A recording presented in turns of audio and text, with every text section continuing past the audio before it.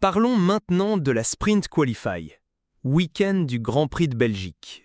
Commençons par les évolutions. Et oui, nous avons plusieurs mises à jour à évoquer ici, en commençant par celle de VCARB, c'est-à-dire Racing Bulls, qui apporte des évolutions à l'aileron arrière, au conduit arrière et au diffuseur. Des mises à jour considérables. Williams apporte des évolutions au plancher, aux sidepods et aussi au capot moteur. Pourtant, Williams avait déclaré qu'elle ne travaillait plus sur cette voiture, n'est-ce pas? Mais apparemment, ce n'est pas le cas. McLaren a une mise à jour de l'aileron arrière, mais elle installe également ce plancher qu'elle testait déjà depuis un certain temps. C'est pourquoi il n'apparaît pas dans le document officiel, car ce plancher a déjà été utilisé en essai libre lors d'autres sessions. Quant à Ferrari, elle apporte une nouvelle suspension arrière très attendue, ainsi que des évolutions au conduit arrière et à l'aileron arrière. On voit bien qu'il s'agit d'un changement important sur toute la partie arrière de la voiture. Red Bull, avec un méga paquet d'évolutions, comme nous l'avons déjà mentionné dans des vidéos récentes, amène un nouvel aileron avant, des sidepods, un capot moteur, une suspension avant, un conduit arrière, tout cela pour voir si Verstappen peut retrouver du souffle cette saison pour se battre avec McLaren. Mercedes apporte également des évolutions à l'aileron avant et au conduit arrière. Aston Martin a des mises à jour sur l'aileron avant, le nez, l'aileron arrière et le beamwing. Une grosse mise à jour aussi du côté d'Aston. Et enfin, mais non des moindres, Alpine a une mise à jour de l'aileron arrière et du beamwing.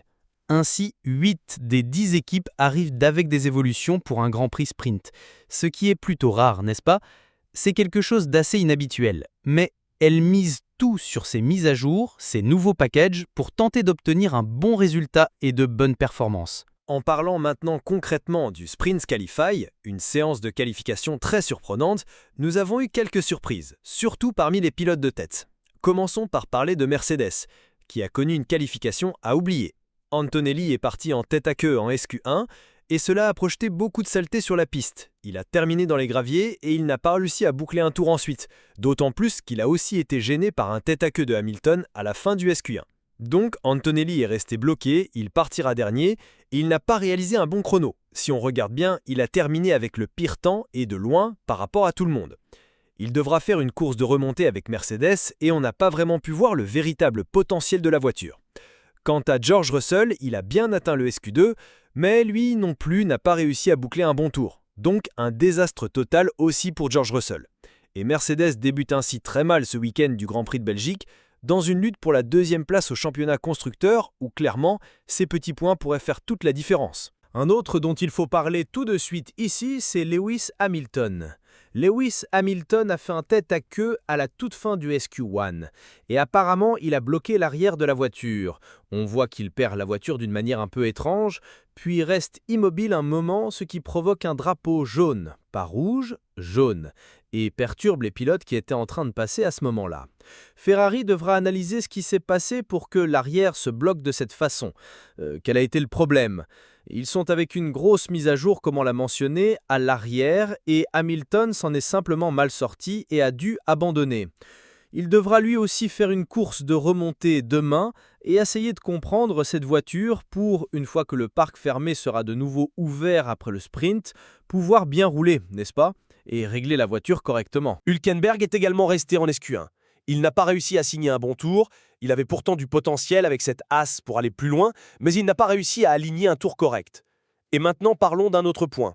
Les deux Aston Martin sont aussi restés très en retrait. Je pense qu'ils avaient le potentiel pour atteindre le SQ3, mais ils n'ont pas réussi à concrétiser avec un bon chrono. Cela s'explique en partie par le fait que la piste s'est énormément améliorée à un moment donné dans le SQ2. La piste a connu une amélioration spectaculaire à la toute fin de la session. Donc, les Aston Martin sont également restés derrière, tout comme on voit Tsunoda en 12e position, c'est-à-dire que certains acteurs importants sont restés très loin derrière. Albon aussi a été très en difficulté, il partira 16e. On voit donc que la deuxième moitié du peloton est composée de plusieurs pilotes qui devront faire une petite course de remontée, une course intéressante demain. Maintenant, si l'on parle du top 10, les choses deviennent plus intéressantes.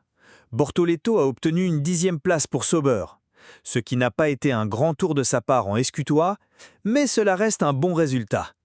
On a aussi un bon résultat pour Gasly et un autre pilote, surtout pour Gasly, n'est-ce pas, qui a réussi un bon chrono avec cette Alpine. Les deux As ont placé leur voiture en 5e et en 7e position. Également un excellent résultat pour As. On en parlait déjà dans une vidéo récente ici.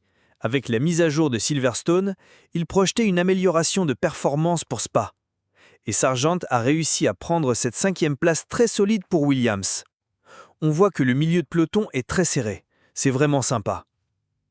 Mais ce groupe du milieu de peloton a terminé à 1 seconde du leader. Spa est un grand circuit, n'est-ce pas? Une piste longue où les écarts sont plus importants que la moyenne de la saison. Et donc 1 seconde d'écart, c'est beaucoup. On a ici 1 seconde entre Piastri et Ocon, par exemple, qui est 5e. Leclerc, lui, a terminé à 0,71 secondes de Piastri.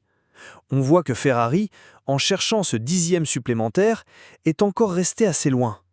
On ne sait pas si Leclerc n'a tout simplement pas réussi à aligner ce bon tour, mais comme il est resté très proche de Norris, je dirais que le problème est plus devant. Un problème positif, on va dire. Il est plus devant. Donc, Leclerc avec une Ferrari, dont on ne peut pas encore dire si la mise à jour a eu un impact réel, au moins pour le moment. Maintenant, c'est le top 3 qui surprend vraiment. Le top 3, c'est là où l'on doit faire une séparation, c'est certain. Voilà le truc. Lando Norris a été derrière tout le week-end. Enfin, quand on dit tout le week-end, on parle seulement des EL1 derrière Piastri. Et hier, lors de notre live, je ne sais pas si vous l'avez suivi, avec le personnel de Que Podé Yes, il disait justement cela, que Piastri est plus fort que Norris à Spa historiquement. Et ici, on a eu une grande différence entre deux pilotes avec la même voiture. Un écart de 6 dixièmes, c'est inadmissible. Lando Norris. Eh bien, j'enregistre ceci juste après la fin des qualifications, donc je ne sais pas s'il a nécessairement fait une erreur, mais son tour, il avait un meilleur setup pour le deuxième secteur. Son tour n'a vraiment pas été fameux. Pas fameux du tout pour quelqu'un qui a la même voiture que Piastri. Il s'est fait dominer, et déjà lors de la première séance d'essai libre, il s'était fait dominer par Piastri. On voit que le réglage, la compréhension du circuit par Lando Norris sont bien inférieurs à ceux d'Oscar Piastri en ce moment. Peut-être que pour dimanche, cela s'améliorera, hein. Peut-être que pour les qualifications de demain, ce sera mieux, une fois que le parc fermé sera levé. Mais pour l'instant, Norris est très en retrait par rapport à Piastri. Et Verstappen s'est placé entre les deux McLaren à 4 dixièmes. Autrement dit, Piastri est resté bien devant. Piastri a donné une leçon, une véritable démonstration à tout le monde. Verstappen a fait ce qu'il a pu avec cette Red Bull, avec les mises à jour de Red Bull, etc. C'est un spécialiste de Spa, son circuit préféré. Il a déjà 3 victoires ici. C'est l'un des noms les plus importants de l'histoire de Spa. Mais même ainsi, ce n'était pas suffisant pour rivaliser avec un Piastri absolument dominant.